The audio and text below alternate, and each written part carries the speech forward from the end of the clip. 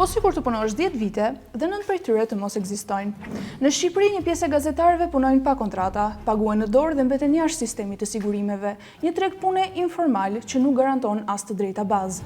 Ky është sistemi i medias shqiptare.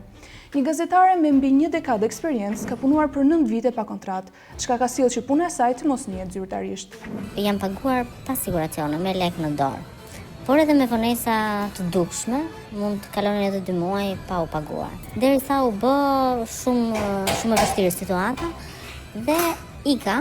Të dhënat tregojnë një përkeqësim të situatës. Gazetarët pa kontratë janë dyfishuar nga 6% në 2023-shin në 12.9% në 2025-ën.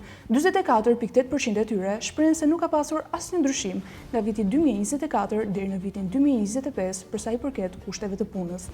Ndërkaq pagat kanë mbetur pothuajse të pandryshuara për më shumë se një dekadë. Nga 70 ankesa për shkelje të drejtave të punës, janë vendosur vetëm 3 gjoba. Pra shkeljet janë të shumta. Dëshkimi, pothuajse 0. Inspektimet janë të kufizuara dhe për vite të tëra mediat janë klasifikuar në kategorinë të tjera, duke shmangur një monitorim të detajuar.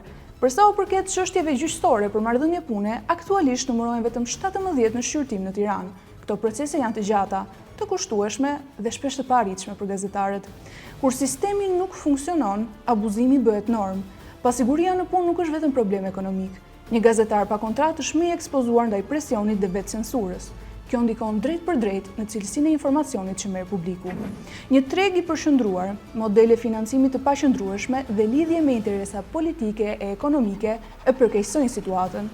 Nuk është vetëm çështje pune, është çështje demokracie. Në një treg me mbi 1000 subjekte mediatike, informaliteti mbetet i lartë. Interesi për profesionin është në rënje, ndërsa kushtet mbeten të pasigurta.